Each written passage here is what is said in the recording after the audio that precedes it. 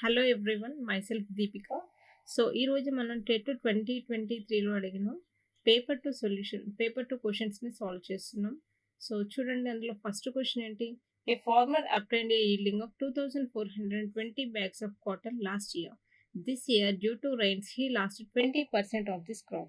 Then the number of bags of cotton this year is. చూడండి, మనకి last year ఎంత వచ్చింది? 2420 bags of cotton వచ్చింది, అవునా? సో మనకేంటి, రెయిన్ వల్ల 20% లాస్ అయింది అంటున్నాడు. ఫస్ట్ మనం ఇచ్చిన రేషియోని ఎలా కన్వర్ట్ చేస్తాం చూడండి. What is the percentage he given? 20%, అవునా? ఈ 20% ఎలా రాస్తాను నేను? 1/5 లాగా రాస్తాను, అవునా? ఈ 5 అనేది ఏంటి? సో లాస్ట్ ఇయర్ గురించి ఇది పార్ట్స్ అంటాం అనమాట. This is 1 part, this is 5 part. This 5 part represents last year.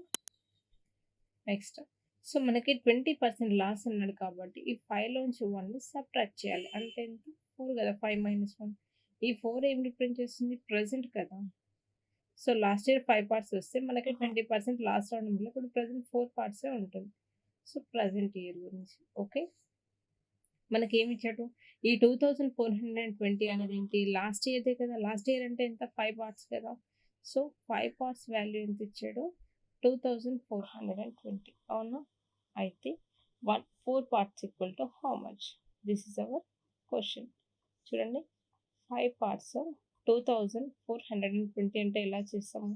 5 4s 20, next 5 8s and 5 4s 20. అంటే ఏంటి? 1 part వాల్యూ ఎంత మనకి? 1 part 484 వచ్చింది. కానీ మనకి కావాల్సింది ఎంత? 4 parts కదా. 1 part 484 అయితే 4 parts ఎంత అంటే 4 into this 484, that equal to 1936. So this is the correct answer. Next question.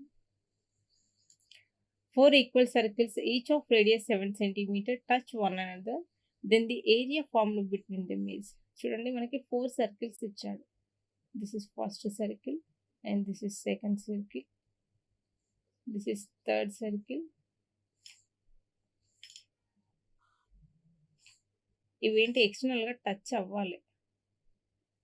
This is the third circle and this is the fourth circle, అవునా? ఈ అన్ని సర్కిల్స్ కూడా మనకి ఎక్స్టర్నల్ గా టచ్ అయ్యాయి.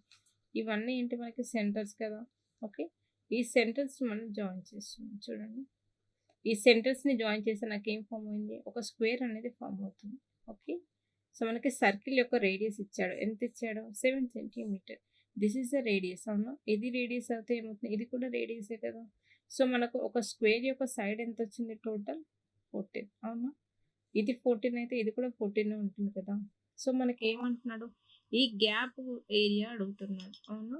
So we have to find out this gap, okay. 4 circles ఎక్స్టర్నల్గా touch అయితే ఈ రిమైనింగ్ గ్యాప్ని కదా, ఈ గ్యాప్ యొక్క ఏరియా ఎంతో మనం ఫైండ్ అవుట్ చేయాలి. ఎలా చేస్తాం చూడండి.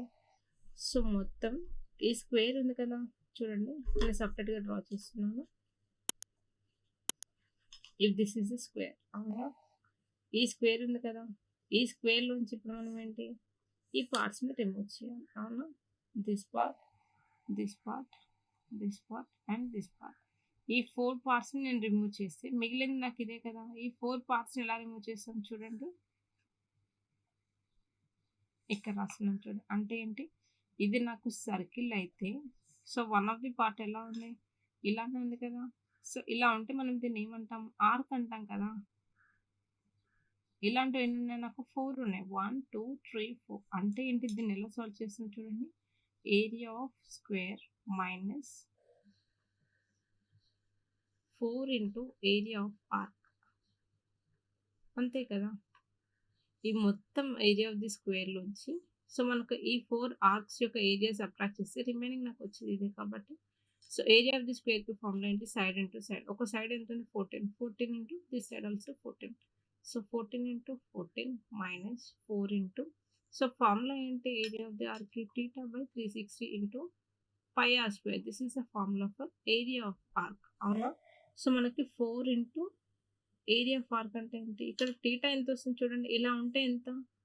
పర్పెండిక్యులర్ కదా. సో దిస్ ఈస్ 90 degrees, అవునా? So what is the value of θ? 90 degrees.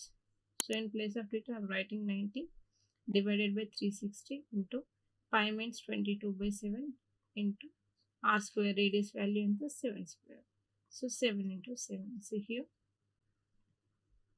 9 into 4, how much? 360.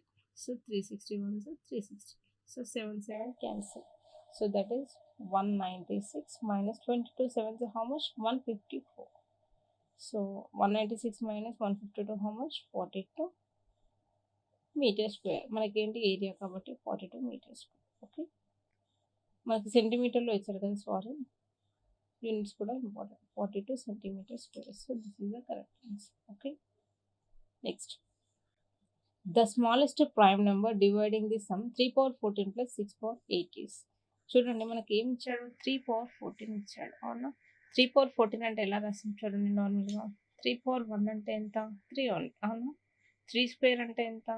9. Next 3 cube అంటే 27. అంటే ఏంటి? These are all multiples of 3, isn't it?